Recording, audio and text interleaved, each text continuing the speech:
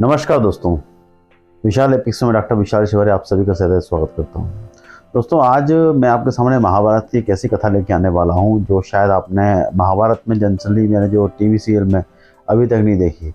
महाभारत के अभिमन्यु वध के बाद जब जयदत्त पर्व शुरू होता है, द्रोण पर्वणि के अंदर जयदत्त पर्व वध पर्व जब शुरू होता है, तब उसमें ये कथा आती है कि जब अभिमन्यु का वध हो जाता है और जयदत्त जो था उसके कारण से उसका वध होता है, क्योंकि वो सभी पांडव सेना को रोक देता है और युधिष्ठिर को रोक देता है, युद्ध में उनके बीच में अटका के रखता है।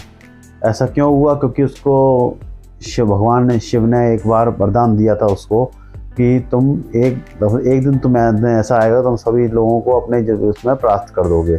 इस तरह से कथा महाभारत में दी हुई है।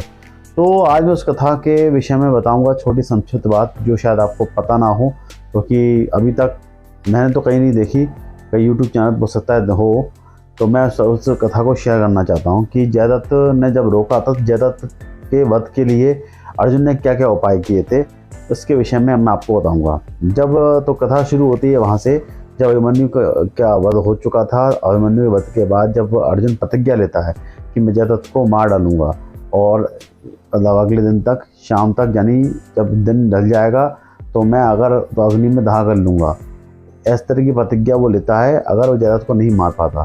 तो भगवान कृष्ण बड़े गुस्सा होते हैं कि ऐसा क्यों किया तुमने, वही जयदत्त को तो वरदान प्राप्त है, काफ़ी कुछ उसके विषय में बातचीत चलती रही।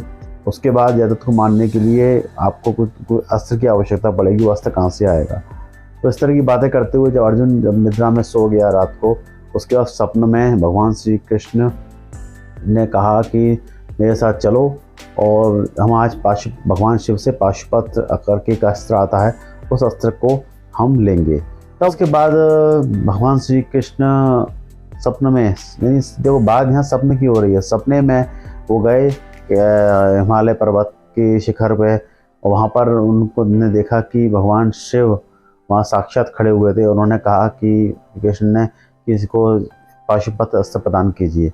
तब अर्जुन ने भगवान शिव से प्रार्थना की और भगवान शिव की स्तुति करने के बाद भगवान शिव प्रसन्न हुए और प्रसन्न होने के बाद उन्होंने एक पाशुपत अस्त्र के विषय में उसको अर्जुन को बताना शुरू कर दिया।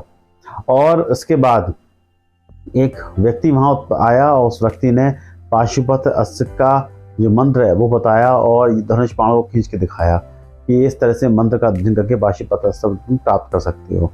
तो मंत्र प्राप्त करने के बाद वापस वो स्वप्न से बाहर आ गए और उसके बाद उन्होंने उस पाशुपत अस्त्र को प्राप्त कर लिया। भगवान श्री कृष्ण को उन्होंने बताया कि सपने में भगवान शिव ने मुझे पाशुपत अस्त्र दिया है। उसके बाद उस पाशुपत का अस्त्र का उन्होंने जयदत्त के ऊपर प्रयोग किया और जयदत्त मारा गया। तो ये कथा महाभारत के द्रोण पर्व में जयदत्त वध पर्व में ये कथा स्थित है। आप इस कथा को स्क्रीनशॉट पर देख सकते हैं, पढ़ सकते हैं, मैं इसके स्क्रीनशॉट डालूंगा। इस कथा को पढ़िए और मैं कहता हूँ महाभारत पढ़िए, बहुत ज्ञान की किताब है महाभारत। तो आप लोग महाभारत का अध्ययन करें और इसी के साथ मैं इस वीडियो को विराम देता हूँ दोस्तों। धन्यवाद।